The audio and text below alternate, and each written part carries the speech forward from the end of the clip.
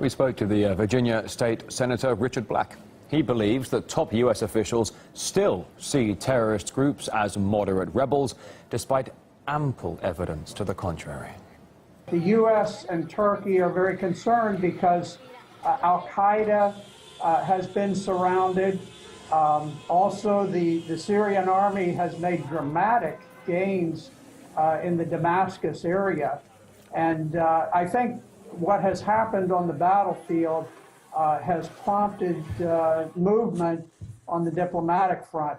Secretary Kerry still has this myth where he pretends that there are good rebels and bad rebels, and the Defense Intelligence Agency, which works for the Joint Chiefs of Staff, has said that is not true, that for all practical purposes, there are no moderates, they are all terrorists. Although the marathon talks went on for 12 hours, the two diplomats, as always, are finding a bit of time for a touch of joviality.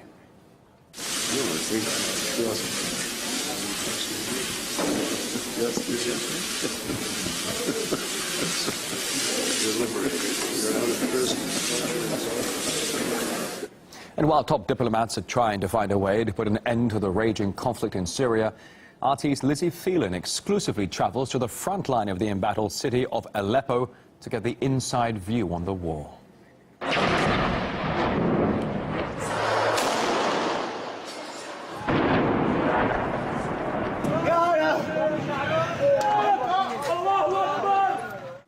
There's no safe place left in Aleppo. Many of the civilians who remain have moved from home to home, trying to stay as far away from the city's constantly shifting front lines as possible. But in some places, civilians can be found living directly in the line of fire.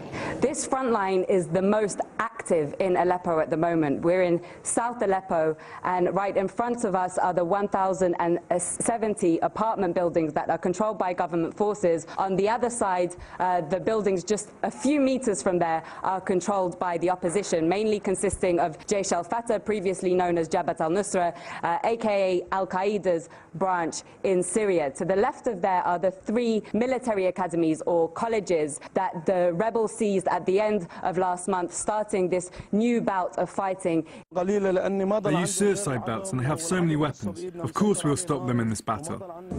Right now we're standing in the home of a family that's still living here. There's bits of shrapnel scattered across their terrace. Here you can see a bullet hole in their shutters. This really is a deadly place to call home. They didn't want to be filmed, but as we sat with them asking why they haven't left, they told us they'd seen far worse over the last 6 years. Below, we met kids walking through the streets of their neighborhood, just meters away from the battle. I used to go to work, but now I can't. Most of my friends left. They went to safer areas. Despite Ahmed describing Salahuddin as a safer place for his friends who fled, it remains one of Aleppo's most notorious neighborhoods. But in the last few weeks, this area next to those academies has surpassed it as West Aleppo's most deadly. It may be difficult to believe, but before the fighting began here a few weeks ago, this was actually one of the safer neighborhoods in Aleppo, so much so that the building that I'm standing in now and the ones that we're looking at are housing refugees, people displaced from other neighborhoods in Aleppo. We're refugees from Qam al-Mayasir area close to Aleppo airport. We fled from there 3.5 years ago. On the roof of these children's home, the heart of this latest battle is in plain view. This position is extremely dangerous. We're in the view of snipers, but if we quickly go up, we can get a view of those 3 military academies that are under the control of the opposition that pro- and anti-government forces have been fighting over so intensively now for over 3 weeks. My name is Safé. I'm 5 years old. Is this your new house here? Hi. It's my grandfather's house. I just tidied the house, then I play with my friends. I don't go out, I just stay at home. These children have lived through more than most could imagine in their worst nightmares.